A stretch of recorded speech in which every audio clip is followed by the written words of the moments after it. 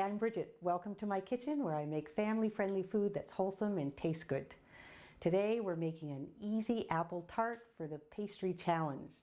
I know a lot of people are intimidated by pastry, so this recipe lets you make an apple pie or an apple tart with store-bought all butter pastry. Let me show you how.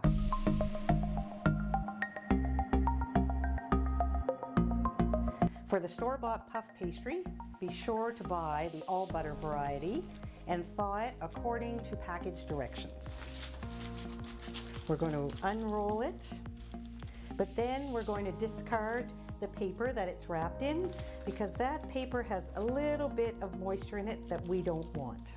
Instead, we're going to put it on a fresh piece of parchment paper.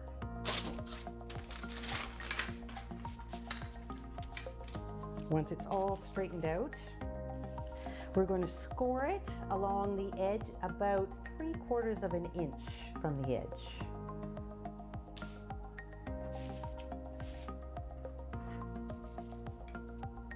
Once we're finished scoring it, we'll put it back in the freezer while we're prepping the apples, and that will let the butter get nice and cold so our pastry is extra flaky when it's cooked.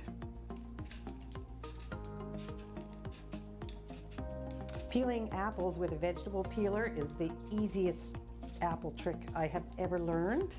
So instead of peeling them with a knife where you end up losing a lot of the flesh, with an apple peeler it's just the peel that gets shaved off. Plus it's quick.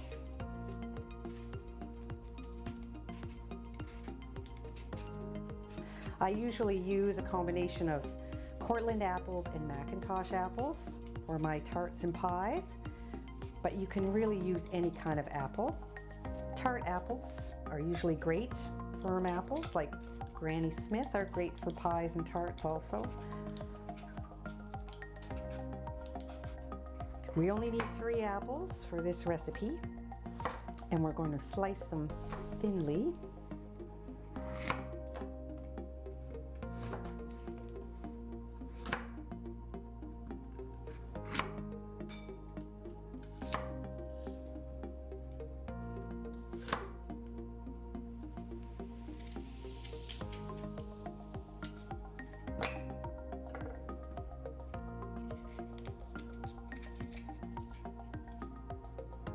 So we want to slice them probably 1/4 of an inch thick.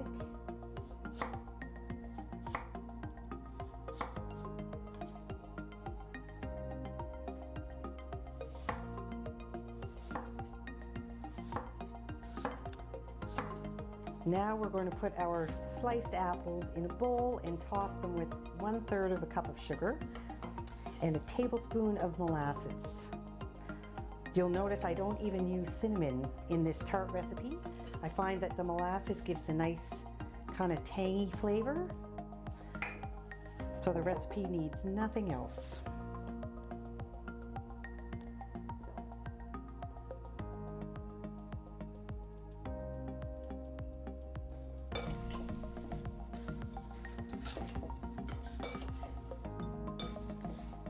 Before we put the apples on the pastry, we're going to give it a little bit of an egg wash, which is just an egg yolk that's been mixed with 1 teaspoon of water. So to separate your egg, you can buy little contraptions that make it extra easy, or you can just practice doing it on your own. It's a bit of just passing the yolk back and forth between the 2 halves of the shell. There you go. We'll add that with just a bit of water. For the next step, we're going to put our egg wash on our icy cold pastry. Now, if you don't have a freezer large enough to put a whole cookie sheet in, you can just put your pastry in the fridge while you prep your apples. We put the egg wash on the pastry to keep the pastry from getting soggy while it cooks. Now that our pastry is well coated, it's ready for our apples. And also I have preheated the oven to 375 degrees because you want the oven to be good and hot as soon as you put the tart in.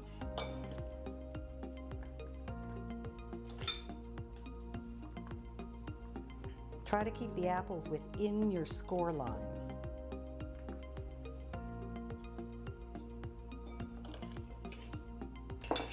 We're going to spread them out in a fairly even layer. If you want, you can actually line up the apples in tidy rows. It just depends on the look of the finished tart that you want. We're going to bake this on the middle rack for 30 to 35 minutes at 375. While the tart is baking, we're going to prepare our butter mixture. And it's just a generous tablespoon of butter mixed with a tablespoon of molasses, and then we'll melt those together.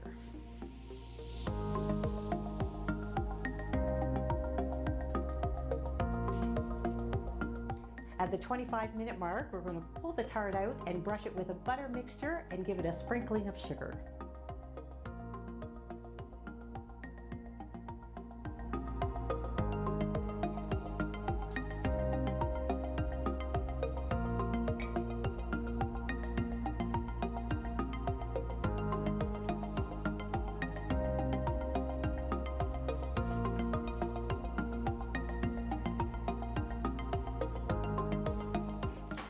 And then it goes back in the oven until it's a deep golden brown.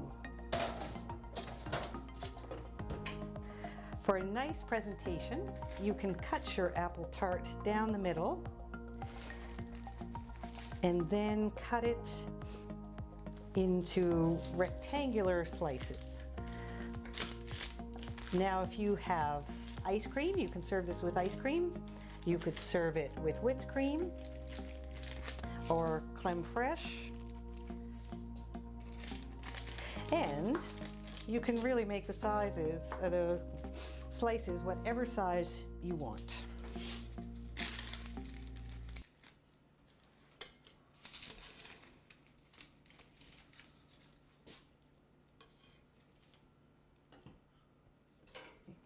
You don't need to be a pastry wizard to make a beautiful apple tart. Store-bought all butter pastry is perfect for this rustic apple dessert.